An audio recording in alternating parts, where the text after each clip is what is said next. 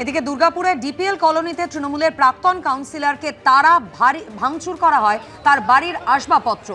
ভোটের ফল বেরোনোর পর থেকেই তিনি বেপাত্তা ছিলেন। গতরাতে তিনি এলাকায় ঢুকতেই বাড়ির সামনে ভিড় জমান বিজেপির কর্মী সমর্থক এবং স্থানীয়দের একাংশ।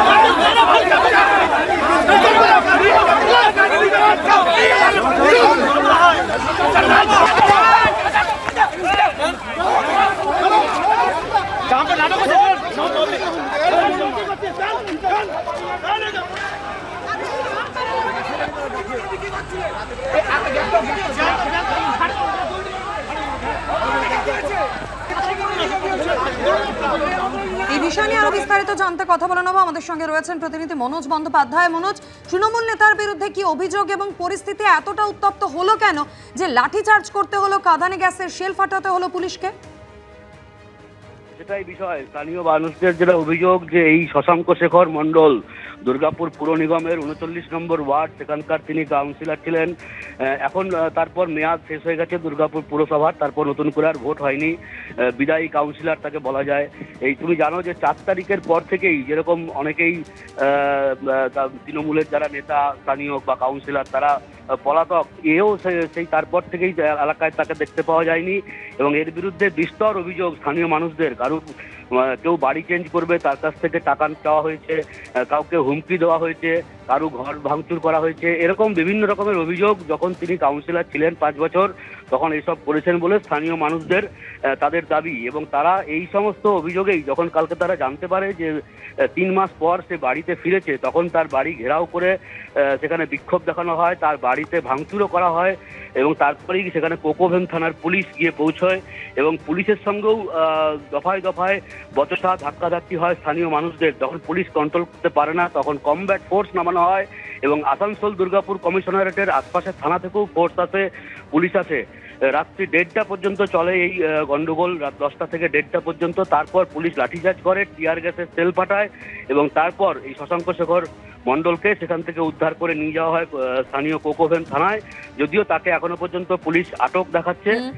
এরপর পরবর্তী ক্ষেত্রে তার বিরুদ্ধে অভিযোগ জমা পড়লে তাকে হয়তো গ্রেপ্তার বলতে পারে বা পুলিশ কি পদক্ষেপ নেয় সেটাই এখন দেখার। ধন্যবাদ মনোজ।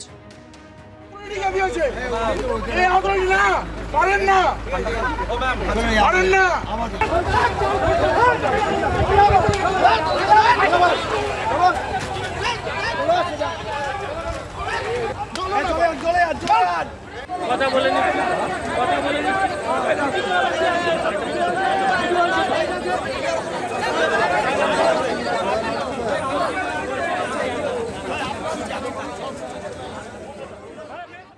দলবল নিয়ে এসে থানায় বিক্ষোভ দেখালেন। পুলিশকে রীতিমতো হুমকি শাসনে দিতে শোনা গেল বিজেপি বিধায়ক পীযূষ কানোরিয়াকে। নারায়ণপুর থানার রাজারহাট নিউ টাউনে বিজেপি বিধায়কের নেতৃত্বে এভাবেই চলল বিক্ষোভ। পুলিশকে হুমকি দিলেন বিজেপি বিধায়ক পীযূষ কানোরিয়া।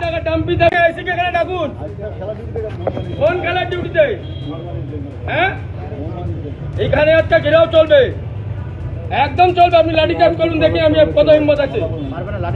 7 লাখ টাকা ওমর থেকে 3 কোটি টাকা ডাম্পি থেকে তাপস চ্যাটার্জি থেকে আপনার আইসি পয়সা খাচ্ছে। প্রতিদিন দেখে যাচ্ছি, কোনো কথা বলছি না। সিপিএম কে র্যালি নিয়ে এক একটা ক্রিমিনাল পাড়ায় ঘুরছে, বলার পরেও শুনছে না আইসি। মানুষ কি ভাবছে যে সরকার তাদের প্রশ্রয় দিচ্ছে? কতদিন মেনে নেব? সবে 100 দিন হয়েছে। প্রতিটা জায়গায় আমাদের মুখ্যমন্ত্রী কড়া নিরাপত্তা অনুযায়ী কাজ করছে, প্রতিটা জায়গায় চোখ দিচ্ছে, কিন্তু শস্যের মধ্যেও কিছুক্ষণ ভূত থেকে যায়। ধরা একদিন পড়বেই, আর যেদিন ধরে নেব আমার সরকারের দিকে আঙুল উঠছে, আমার মুখ্যমন্ত্রীর দিকে আঙুল উঠছে, ছেড়ে কথা বলবো না, নিশ্চিত থাকুন। বিজেপি পার্টি অফিসের সামনে কিছু লোকজন তাদেরকে নিয়ে উপস্থিত হয়ে গেল। একজন এএসআই আর বলছে পার্টি অফিসের চাবি দাও। চাবি দিইনি, ওর কাছে চাবি ছিল না। 3টে ছেলেকে ওখান থেকে গাড়িতে তুলে নিয়ে চলে এসছে। জিজ্ঞেস করলাম কেন, বলছে আমরা অ্যারেস্ট করিনি। সিপিএম এর কোনো পার্টি অফিস ওখানে ছিল না। ওখানে একজন দেশ বিরোধী কাজ করত, তার জন্য ওই অফিসটা দীর্ঘদিন বন্ধ ছিল। ওই জায়গাটায় যে ভদ্রলোকের কাছে চাবি ছিল, উনি এসে চাবি আমাদের হ্যান্ড ওভার করেন, বলে আপনারা দাদা এখানে পার্টি অফিসটা চালান, আমরা আনন্দিত হব, পাড়ার লোকের কাজ হবে। পুলিশকে যখন হুমকি দিচ্ছেন বিজেপি বিধায়ক, পাল্টা পুলিশের বক্তব্য তদন্ত চলবে। অবশ্যই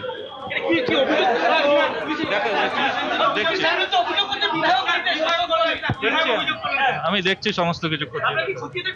অবশ্যই অবশ্যই অবশ্যই আমরা খতিয়ে দেখছি।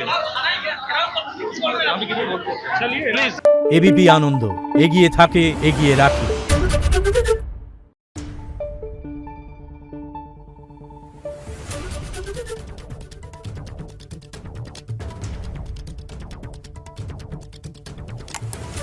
Thank you.